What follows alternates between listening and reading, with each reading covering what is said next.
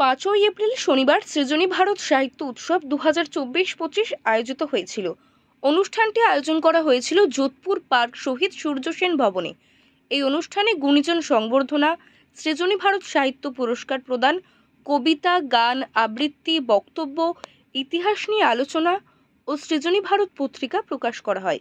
বুরুল নোদাখালী দক্ষিণ 24 পরগনা থেকে পত্রিকাটি নিয়মিত আঞ্চলিক ইতিহাসের পাঠ সাজিয়ে অভিজ্ঞ মানুষদের লেখা নিয়ে প্রকাশ করা হয়ে আসছে এবং বিস্তৃত বিপ্লবী শহীদ অনুরূপচন্দ্র সেন গ্রন্থ প্রকাশিত হয়েছে।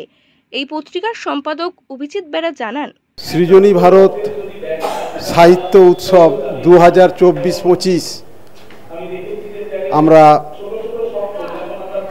অনুষ্ঠান আরম্ভ করলাম কিছুক্ষণ আগে। এই অনুষ্ঠান শহীদ সূর্য সেন ভবনে আজকের অনুষ্ঠিত হলো। বিভিন্ন বহু গুণীজনের মধ্য দিয়ে আজকের দুটি, এক হচ্ছে একটি বিস্তৃত বিপ্লবী শহীদ অনুরূপচন্দ্র সেন বই এবং একটি পত্রিকা সৃজনী ভারত সাহিত্য উৎসব 1431। পত্রিকাটি অনেক আগেই প্রকাশ হওয়ার কথা ছিল, কিন্তু নানা সমস্যার জন্য হয়ে ওঠেনি। তো আজকে সম্ভব হয়েছে। বহু দূর দূর থেকে মানুষ এসেছে এবং তারা স্বতঃস্ফূর্তভাবে আমাদের এই অনুষ্ঠানে অংশগ্রহণ করেছে। সেই জন্য অনেক শুভেচ্ছা ও অভিনন্দন জানাই। সৃজনী ভারত সাহিত্য উৎসবের সভাপতি হিসেবে উপস্থিত ছিলেন ডক্টর তড়িৎ কুমার দত্ত। উদ্বোধক হিসেবে উপস্থিত ছিলেন নৃসিংহ প্রসাদ ভাদুরী। তিনি বলেন, কর্মসূত্রে তিনি পুলিশের কাজ করেন। সেই জায়গায় দাঁড়িয়ে একটা সাহিত্য পত্রিকা বার করেন সৃজনী ভারত বলে, এবং আজকে আরেকটা বই বেরোলো সেখানে, সেটাও তাঁরই সম্পাদনায়।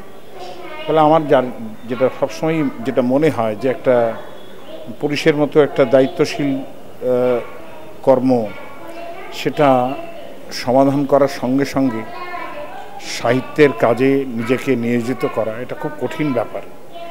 সেই জায়গায় দাঁড়িয়ে উনি যে কাজগুলো করছেন, আমি মনে করি যে এটা অত্যন্ত গ্রহণযোগ্য সমাজের কাছে। এবং সবচেয়ে বড় কথা, নিজে তো সাহিত্য করি, ফলে সেই জায়গায় দাঁড়িয়ে আমার সমসাহিত্যিক তাকে আমার সম্মান জানানোর ব্যাপার থাকে, সেই জন্যই এসেছি। প্রধান অতিথি হিসেবে উপস্থিত ছিলেন শীর্ষেন্দু মুখোপাধ্যায়। মহাসমাদরে মহা ভালোবাসায় একটি সাহিত্য উৎসব করছে, একটি পত্রিকাকে ঘিরে, তাদেরকে আমার খুব ভালো লেগেছে, খুবই ভালো লেগেছে। এই গরমের দুপুরে আপনারা সকলে সমবেত হয়েছেন। আপনারা ভালো থাকবেন, সাহিত্যের সঙ্গে থাকবেন। সাহিত্য নায়কে শহীদ, শহীদ শব্দটা থেকে সাহিত্যের উৎপত্তি। আর মঙ্গলের শহীদ, মঙ্গলের সঙ্গে নিজেকে যুক্ত করে দেওয়া, মঙ্গলের সঙ্গ করাই হচ্ছে সাহিত্যের সঙ্গ করা।